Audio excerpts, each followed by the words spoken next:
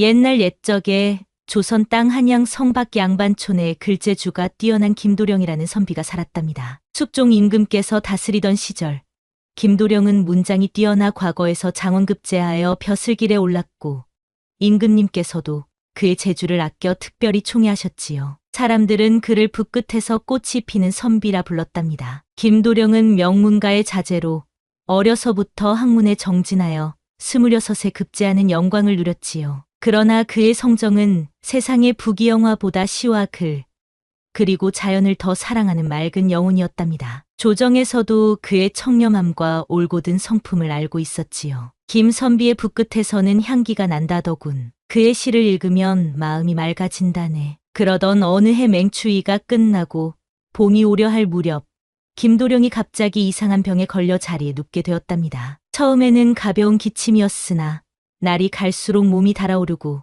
숨이 가빠지더니 마침내 의식까지 흐려지게 되었지요. 창밖에는 매화가 피어나고 있었지만 그는 이제 그 향기를 맡을 수조차 없게 되었습니다. 걱정이 커진 가족들은 내의원에 사람을 보내 어이들을 모셔왔으나 백방으로 약을 써도 차도가 없었습니다. 이 증세는 말리행온증이라 하옵니다. 혼이 몸을 떠나 방황하는 병으로 백약이 무효하옵니다. 내의원 어이들도 손을 놓고 돌아가자 김도령의 집안에는 슬픔이 가득했답니다. 병색이 짙어갈수록 그의 아름다운 시구들은 종이 위에 먹물처럼 번지는 꿈으로만 남게 되었지요. 그의 문장과 인품을 사랑하던 많은 이들이 문병을 왔지만 누구도 그를 살릴 방법을 알지 못했습니다. 이제 하늘의 뜻을 따를 수밖에 없습니다. 애석하옵니다. 이렇게 밤낮으로 기도를 올리던 때였어요. 한양 장터를 떠돌며 약초를 캐고 팔던 한 처녀가 우연히 김도령의 병환 소식을 듣게 되었답니다. 이 처녀는 이름도 성도 없이 그저 산이라 불리는 떠돌이였지요. 산이는 어려서 금난 약초꾼이던 부모를 잃고 깊은 산과 들을 다니며 약초를 캐 생계를 이어가는 천한 신분이었답니다. 말리행온증이라 그런 병이라면 보름달이 뜨는 밤에 천년된 산기슭 연못에서 자라는 청년화가 필요할 텐데 산이의 말을 듣고 장터 사람들은 코웃음을 쳤답니다. 천한 계집이 무슨 약을 안다고 나서느냐. 내의원 어이들도 포기한 병을 내가 어찌 고친단 말이냐. 한 노파가 그녀를 노려보며 말했어요.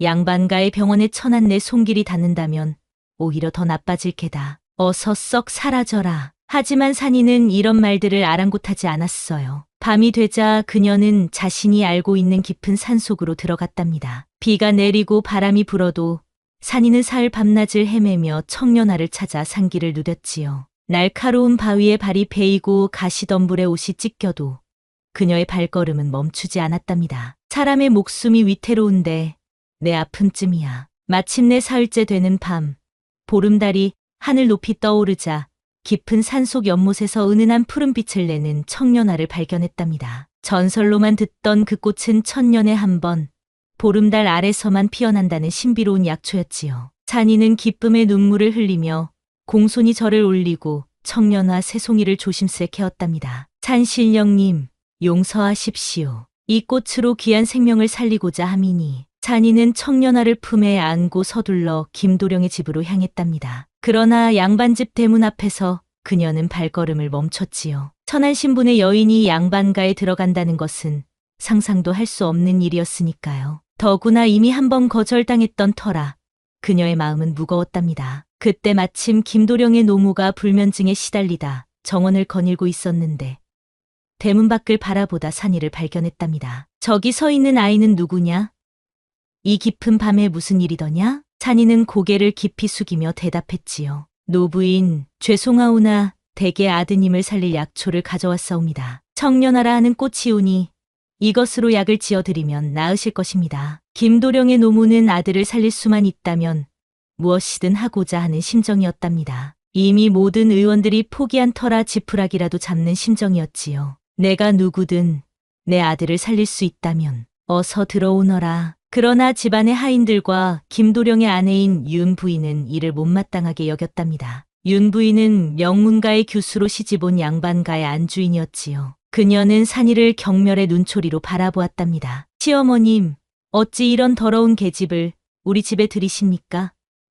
남편의 병은 하늘의 뜻이니 체념하는 것이 도리가 아니옵니까? 하지만 김도령의 노모는 단호했답니다. 내 아들의 목숨이 위태로운데 신분이 어찌 중요하겠느냐. 찬이를 방해하지 말거라. 찬이는 김도령이 누워있는 방으로 들어갔습니다. 창백한 얼굴로 누워있는 김도령을 보자 그녀의 가슴이 아팠답니다. 비록 처음 보는 사람이었지만 그의 창백한 얼굴에서 맑은 영혼이 느껴졌지요. 찬이는 가져온 청년화를 정성껏 손질했답니다. 꽃잎은 따로 말려 가루를 내고 꽃술은 달인 물에 담그고 줄기는 불에 구워 향을 피웠지요. 그리고 밤새도록 그의 곁을 지키며 맥을 짚고 이마에 손을 얹어 열을 확인했답니다. 혼이 돌아올 때까지 이 청년화의 기운이 당신을 지켜주기를. 첫날은 아무 변화가 없었습니다. 윤 부인은 점점 더 불평을 늘어놓았고 하인들은 수군거렸지요. 저 더러운 계집이 우리 나리를 어찌 고치겠소. 오히려 병을 더 악화시킬 것이오. 그래도 노부인께서 허락하셨으니 하루만 더 보도록 하지요. 둘째 날 산이는 청년화를 다른 방법으로 다려 다시 김도령에게 먹였습니다. 그리고 귀에 대고 작은 목소리로 속삭였지요. 도령님, 이 세상으로 돌아오세요. 당신의 시와 글을 사모하는 이들이 기다리고 있어요. 저 멀리 떠돌지 마시고 이 청년화의 향을 따라 돌아오세요. 그날 밤 기적처럼 김도령이 열이 조금씩 내리기 시작했답니다. 찬이는 기쁨에 눈물을 흘리며 계속해서 그를 간호했지요. 하지만 윤 부인의 시기와 질투는 더욱 커져갔답니다. 윤 부인은 몰래 하인 2명을 불러 계략을 꾸몄지요. 내일 아침 저 천한 계집의 짐을 뒤져 물건 하나를 없애고 도둑질했다고 누명을 씌우거라. 그러면 이 집에서 쫓아낼 구실이 생길 것이다. 셋째 날 아침 윤 부인의 비녀가 사라졌다는 소동이 일어났습니다. 윤 부인은 산이의 보따리를 뒤지게 했고 거기서 자신의 비녀가 나왔다며 크게 소리쳤지요. 이 도둑년, 은혜를 원수로 갚는구나. 당장 이 집에서 나가지 못할까. 찬이는 억울함에 눈물을 흘렸지만 천한 신분인 자신의 말을 믿어줄 사람은 없었습니다. 그때 김도령의 노무가 나타나 상황을 살폈지요. 윤 부인, 저 아이를 그렇게 미워하는 이유가 무엇이오?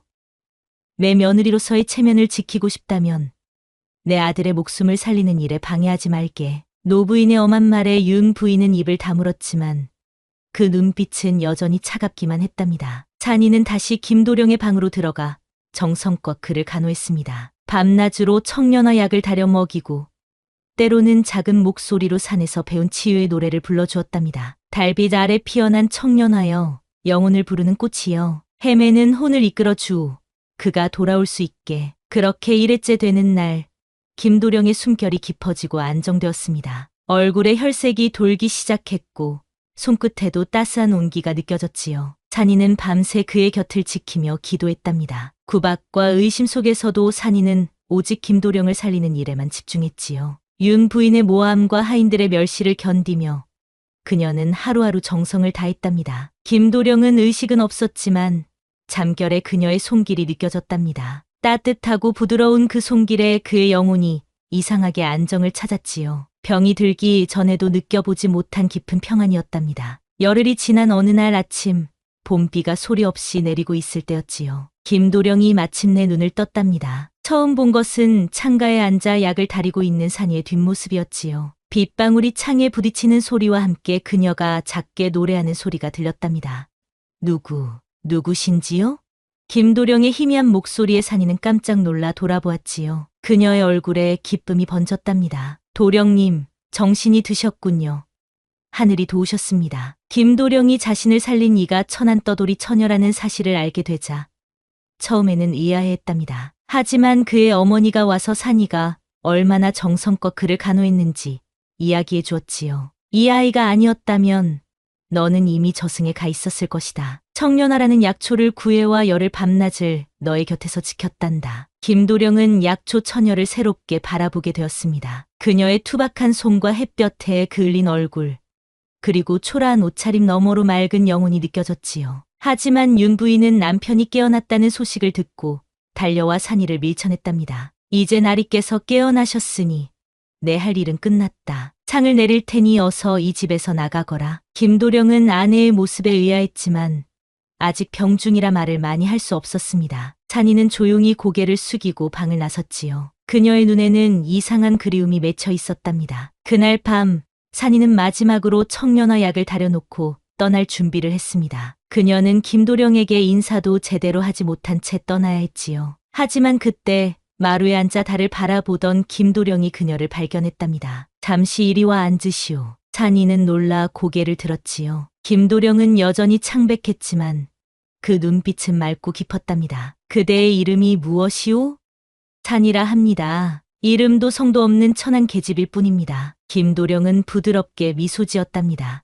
산이 산처럼 깊고 물처럼 맑은 이름이구려. 내 목숨을 구해준 은인에게 제대로 인사도 못했소. 고맙소. 찬이는 얼굴을 붉히며 고개를 숙였답니다. 은인이라 부르지 마십시오. 그저 제가 알고 있는 약초를 써본 것뿐입니다. 어찌 그대가 그런 희귀한 약초를 알고 있었소? 찬이는 잠시 침묵했다가 조용히 이야기를 시작했습니다. 제 부모님은 금난초 약초꾼이었습니다. 깊은 산에서 약초를 캐고 병자들을 치료하며 살았지요. 어려서부터 부모님을 따라 산과 들을 다니며 약초의 이름과 쓰임새를 배웠습니다. 하지만 10살 때 부모님이 산사태로 돌아가시고 저는 홀로 남겨졌지요. 그 후로 부모님의 뜻을 이어 약초를 캐고 아픈 사람들을 돕는 일을 해왔습니다. 김도령은 그녀의 이야기에 깊은 연민을 느꼈습니다. 그는 이상하게도 이 소박한 처녀에게서 자신이 늘 시에 담고자 했던 순수함과 자연의 아름다움을 보았지요. 그대의 손길에서 청년화 향이 배어 있소.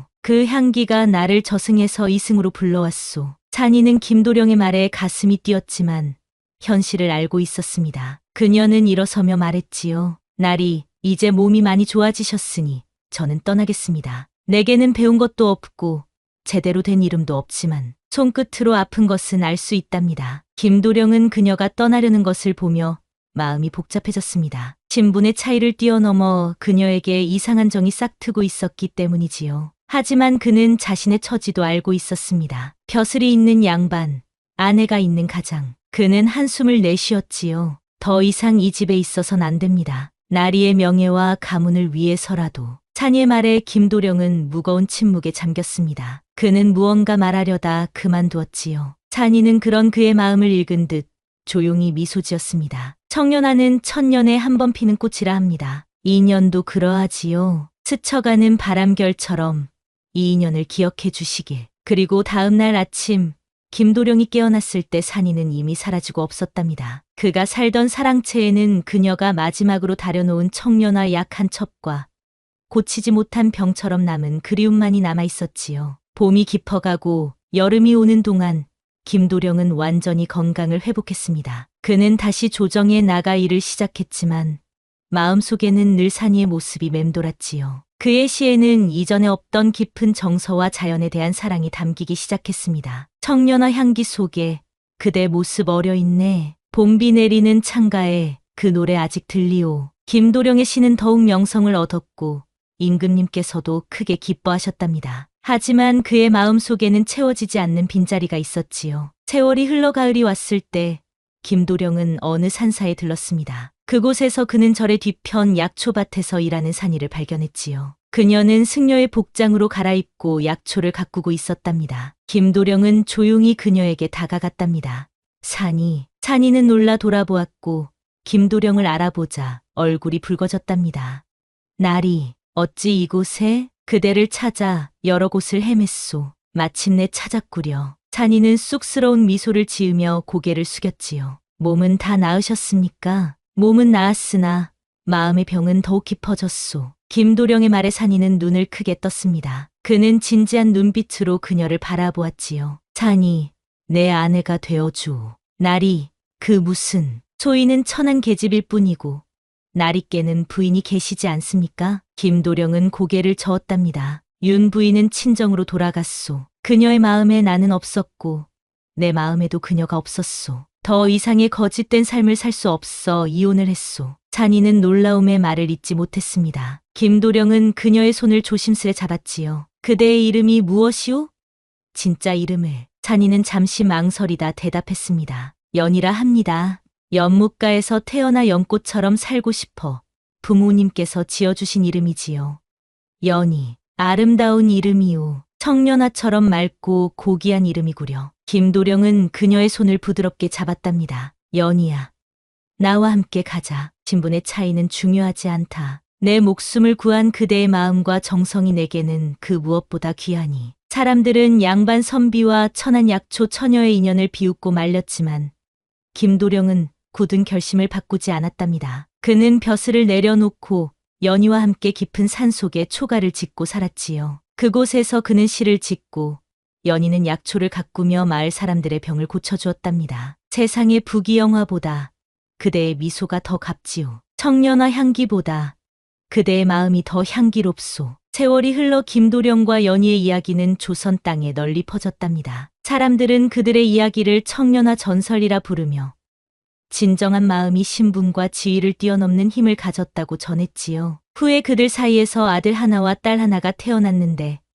아들은 아버지처럼 문장이 뛰어났고 딸은 어머니처럼 약초에 능했다고 합니다. 자식들은 부모의 뜻을 이어 학문과 의술을 통해 많은 사람들을 도왔지요. 임금께서도 이들의 이야기를 들으시고 감동하여 김도령에게 다시 벼슬을 내리셨지만 그는 산속의 평화로운 삶을 선택했다고 합니다. 대신 그가 지은 시와 연희가 정리한 약초책은 궁중에 소장되어 많은 이들에게 도움을 주었지요. 그리고 지금도 깊은 산속 보름달이 비치는 연못가에는 청년화가 피어난다고 합니다. 그 꽃은 몸의 병보다 마음의 병을 낫게 하는 신비한 힘이 있다고 하니 진심으로 누군가를 사랑하는 이들만이 찾을 수 있다고 하네요. 하지만 김도령과 연희의 행복한 나날은 오래가지 못했답니다. 그들이 산속에서 평화롭게 살고 있을 때 윤 부인의 가문에서 이 소식을 듣고 크게 분노했지요. 명문가의 딸이 천한 약초꾼에게 남편을 빼앗겼다며 그들은 관가에 거짓 고발을 했답니다. 김도령은 유사한 약초꾼에게 홀려 관직을 저버리고 나라를 등졌으니 이는 불충이라 할 수 있습니다. 관하에서는 포졸들을 보내 김도령을 체포하려 했지만 마을 사람들이 이 소식을 미리 전해 주었답니다. 깊은 밤 촛불 하나 켜진 초가에서 김도령과 연희는 무거운 대화를 나누었지요. 낭군님, 저 때문에 이런 일이. 제가 떠나겠습니다. 그래야 낭군님의 안전을. 김도령은 단호하게 고개를 저었답니다. 아니오, 연희야. 우리는 함께 갈 것이오. 이제 그대와 나는 하나이니 어디든 함께 가야 하오. 그날 밤 김도령과 연희는 두 아이를 데리고 더 깊은 산속으로 몸을 숨겼답니다. 그들은 국경을 넘어 다른 나라로 가려 했지만 아이들이 어리고 날이 추워 여행은 쉽지 않았지요. 추운 겨울날 그들은 깊은 산속의 동굴에 머물게 되었습니다. 먹을 것이 떨어지고 땔감도 부족해지자 연희는 약초를 찾아 나섰지요. 하지만 눈보라가 심하게 치는 날 그녀는 돌아오지 못했답니다. 김도령은 아이들을 동굴에 두고 연희를 찾아 나섰습니다. 그는 눈보라 속에서 쓰러진 연희를 발견했지요. 그녀는 손에 약초를 움켜쥔 채 차가운 눈 위에 누워 있었답니다. 연희야, 정신 차려요. 내 사랑, 눈을 떠요. 김도령은 연희를 안고 동굴로 돌아왔지만 그녀의 몸은 이미 차갑게 식어가고 있었답니다. 연희는 마지막 힘을 다해 김도령의 손을 잡았지요. 낭군님, 우리의 인연은 청년화처럼 짧지만 아름다웠습니다. 다음 생에도 꼭 다시 만나요. 연희는 그렇게 김도령의 품에서 눈을 감았답니다. 슬픔에 잠긴 김도령은 동굴 밖으로 나가 하늘을 향해 울부짖었지요. 하늘이시여, 어찌 이리 가혹하십니까? 내 목숨을 대신해 그녀를 살려주소서. 그때 기적처럼 동굴 안에 연희의 손에 쥐어진 약초에서 푸른 빛이 새어나왔답니다. 그것은 바로 청년화였지요. 눈보라 속에서도 그녀는 청년화를 찾아 돌아온 것이었습니다. 김도령이 동굴로 돌아왔을 때 청년화의 빛이 연희의 몸을 감싸고 있었습니다. 그는 놀라움과 희망으로 그녀에게 다가갔지요. 연희야. 그러나 청년화의 빛이 사라지자 연희의 모습도 함께 사라졌답니다. 그 자리에는 아름다운 푸른 연꽃 한 송이가 피어 있었지요. 김도령은 슬픔에 잠겨 그 꽃을 품에 안았답니다. 연희야, 내 사랑. 그 순간 꽃에서 연희의 목소리가 들려왔습니다. 낭군님, 슬퍼하지 마세요. 저는 이제 청년화의 정령이 되었답니다. 이렇게 영원히 낭군님 곁에 있을 수 있어요. 김도령은 그렇게 두 아이와 함께 청년화를 모시고 살았답니다. 세월이 흘러 아이들이 장성했을 때 세상은 많이 변해 있었지요. 윤 부인의 가문은 권력을 잃었고 새로운 임금님이 즉위하셨답니다. 새 임금님은 김도령의 이야기를 들으시고 그를 찾아 나섰지요. 마침내 그를 찾았을 때 김도령은 이미 백발이 된 노인이었답니다. 임금님은 그에게 사면을 내리고 다시 벼슬을 주셨지만 김도령은 정중히 거절했답니다. 폐하, 신은 이미 세상의 명예를 뒤로하고 청년아와 함께 살고 있습니다. 다만 신의 자식들이 세상에 나가 학문과 의술로 백성들을 도울 수 있게 허락해 주신다면 그것으로 충분하옵니다. 임금님은 그의 뜻을 존중해 주셨고 김도령의 자녀들은 세상에 나가 각자의 길을 걸었답니다. 아들은 뛰어난 학자가 되어 많은 제자를 길렀고 딸은 어머니처럼 뛰어난 의녀가 되어 백성들의 병을 고쳐주었지요. 김도령은 생의 마지막 순간까지 청년아를 가슴에 품고 살았답니다. 그리고 어느 보름달 밤 그가 숨을 거두는 순간 청년아가 환한 빛을 내며 피어났고 그 빛 속에서 젊은 시절의 연희가 미소 지으며 그를 맞이했다고 합니다. 이제 함께 가요, 낭군님. 그들의 영혼은 청년아를 타고 하늘로 올라갔다고 하지요. 그리고 그날 밤 그들이 살던 산골짜기의 모든 연못에 청년아가 피어났답니다.